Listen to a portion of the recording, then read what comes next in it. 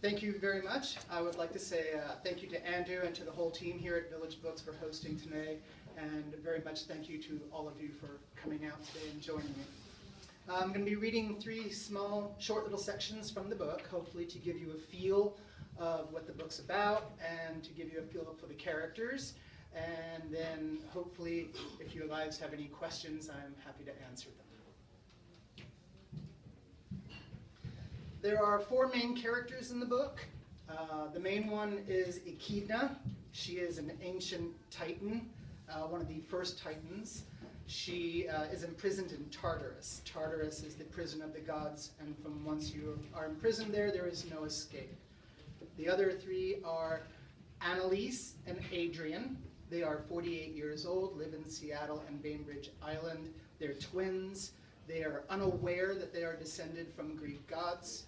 And the last main character is Zach. Zach is 60 years old, and he is very much aware that he is descended from the Greek gods.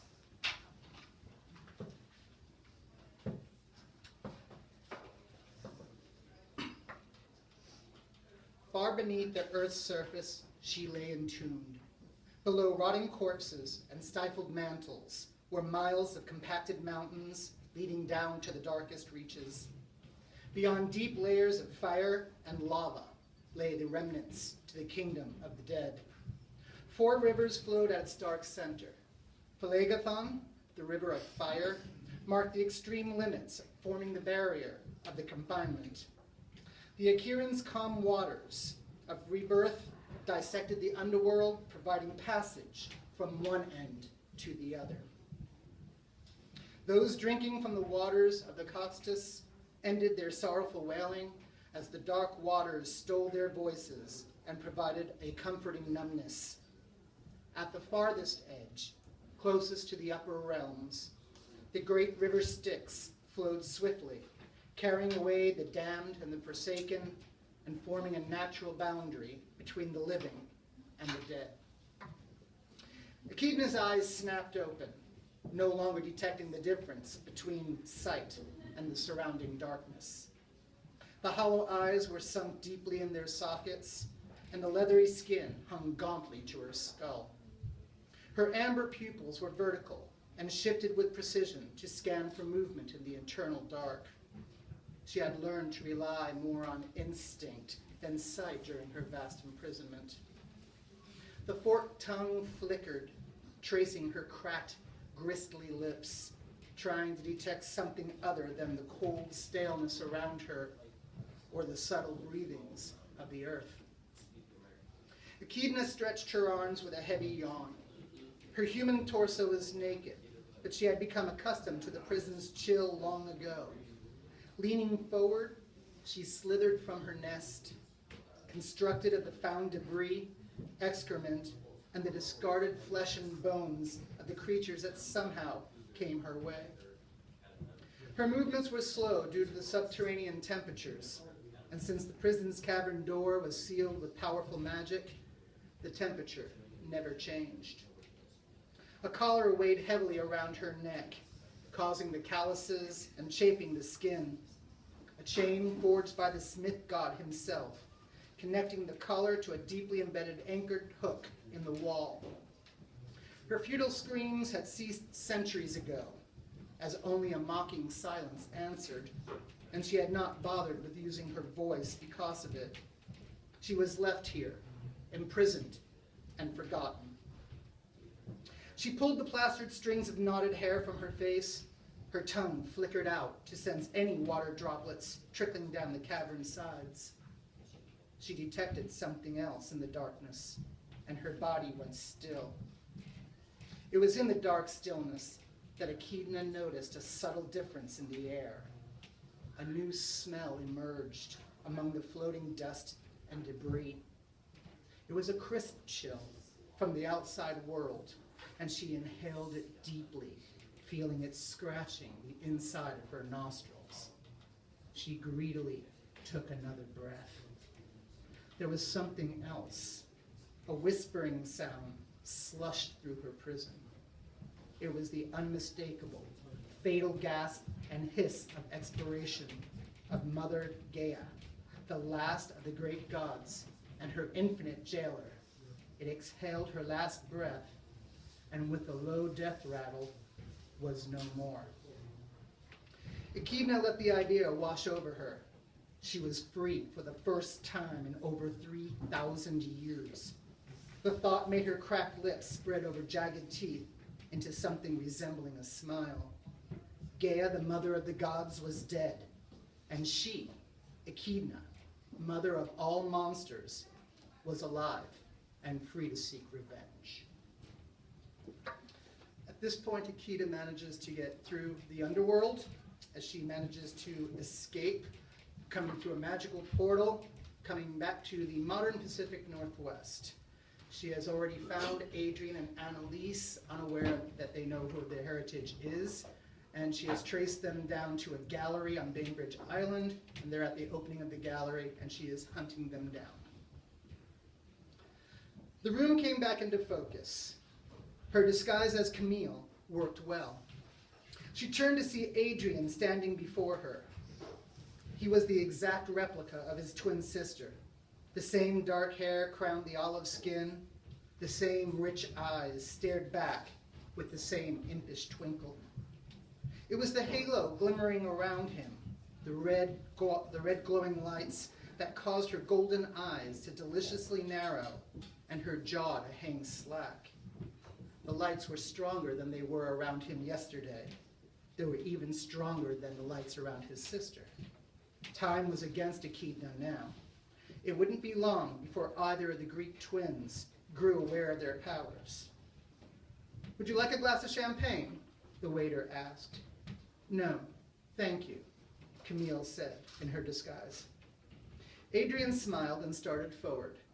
He stopped and turned sharply around to study her face with a queer look.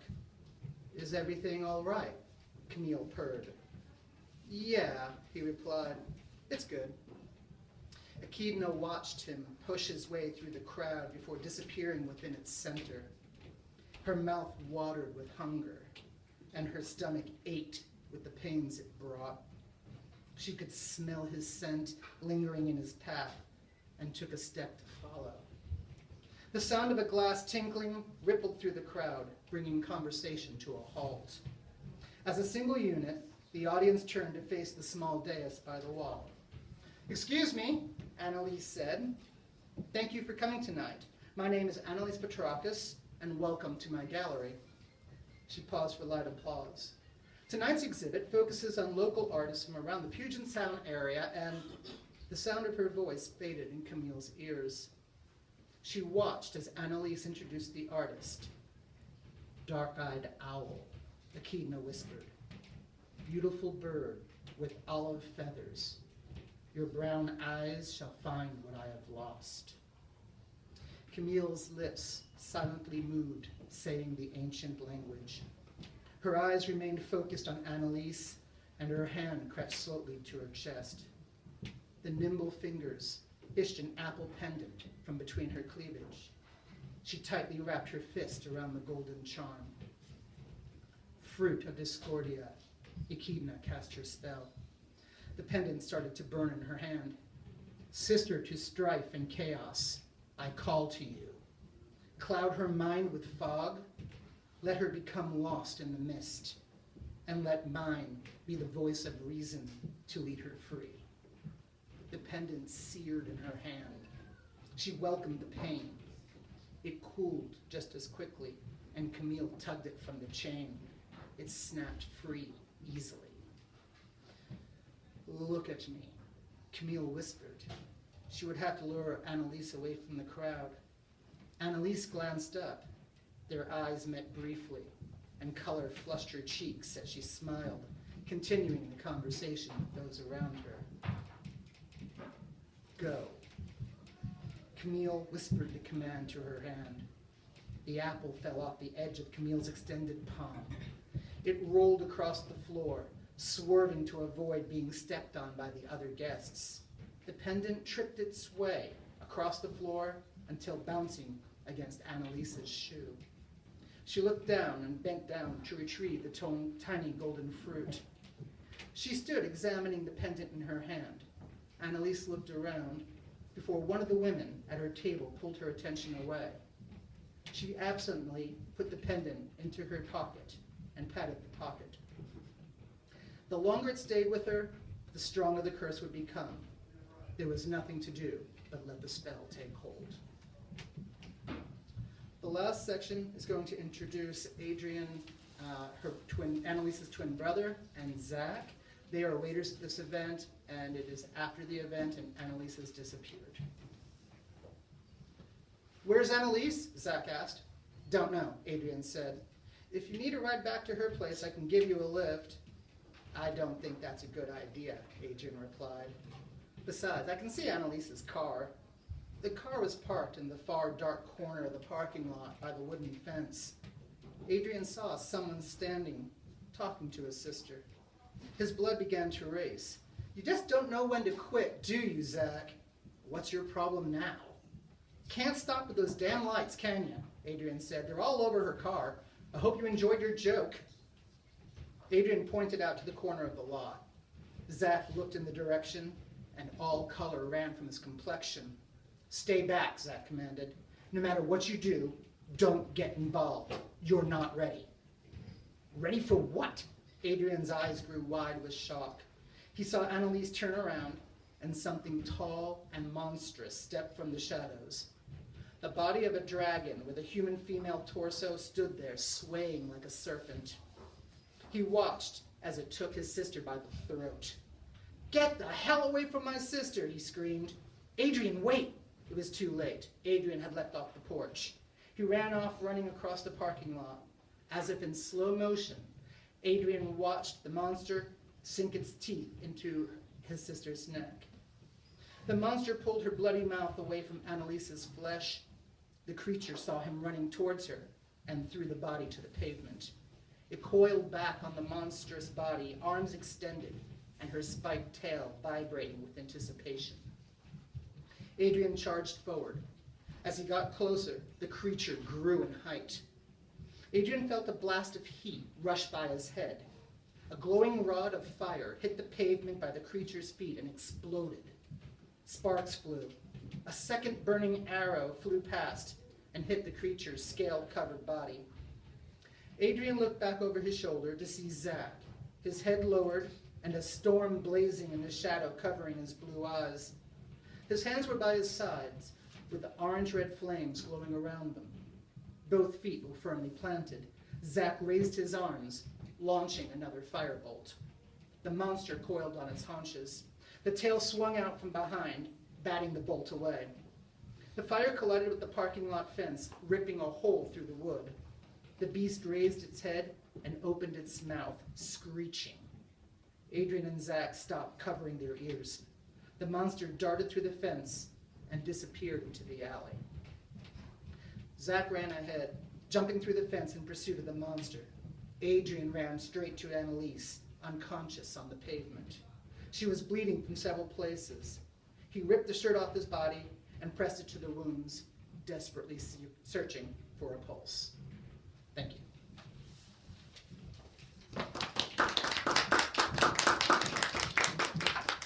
If y'all have any questions, I'm happy to answer them. Okay. Well, let me give you a little history about why I wrote the book. I've always been in love with Greek mythology. It's something that's been important to my life since as far back as I can remember. Some of my first dreams were of Greek mythology, and they were always very present in my mind. I always thought that the early Titans were interesting because outside of Cronus and Rhea and the few other like Atlas and Prometheus, most people don't know about the Titans, such as Echidna and her brother, lover, Typhoon.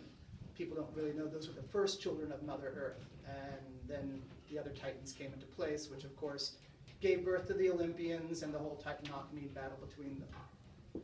And that's basically how the book got started. Yes? Do you expand at all on the death of Gaia at all? Or? I do. Without giving anything away there, the Earth is eternal. So it's cyclic, let's just say. But yeah, I do go into why she died, why at this point, how it happened, and then the aftermath that goes with it. All those are tied into how Echidna breaks out of Tartarus, and it all plays together. I do flip back and forth between mythology and modern times. I've been told that there's two stories here, two different stories, but I like to combine them, and I think that the two of them play off each other pretty well. At least I hope so. Yes? Would you say that the myths you're tapping into would have the same purpose today, or are you proposing an evolution of those myths as though they were the children of the ancient gods? I'm not sure if I'm saying this right. Are your characters an evolution of the old gods, or a reincarnation of them? They're an incarnation of them. The way that I explain that they have their descendants is that it's a reclusive gene, and it's a rare reclusive gene that gets passed down through the randomness of DNA. Some people have it and never know that they have it within their DNA, and some people have it and become quite aware of their abilities and their powers, and it all depends on circumstance. But whichever deity they are descended from, they definitely have attributes that align themselves with that particular deity more than any others. Does that answer the question? That answers part of the question. Okay. I didn't articulate the full question as well as I wanted to.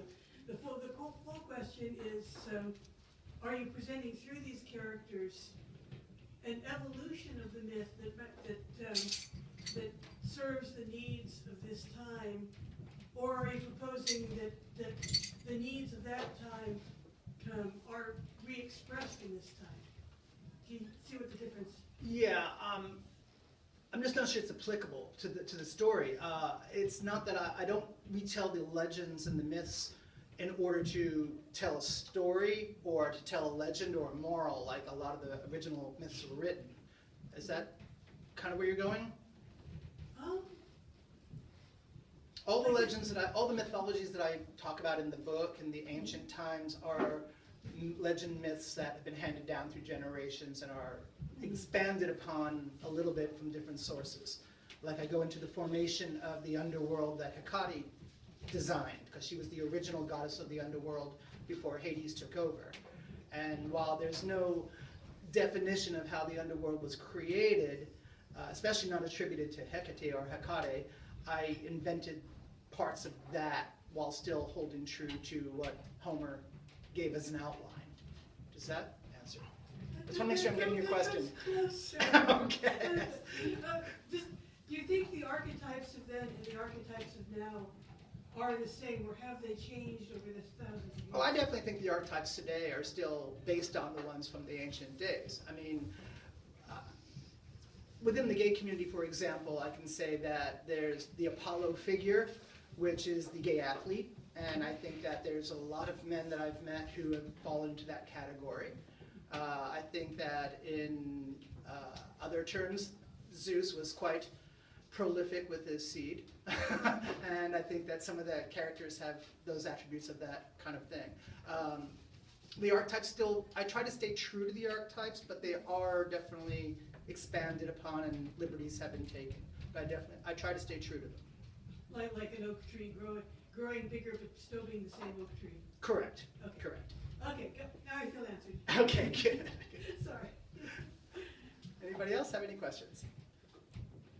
All right, well, thank you very much for coming. I very much appreciate it. If you like the book, please feel free to write a review on Amazon, Goodreads, or any of those places that you do reviews. Again, my name is Eric Andrews-Katz, and the book is Tartarus. If you didn't like the book, my name is John Grisham. Thank you very much.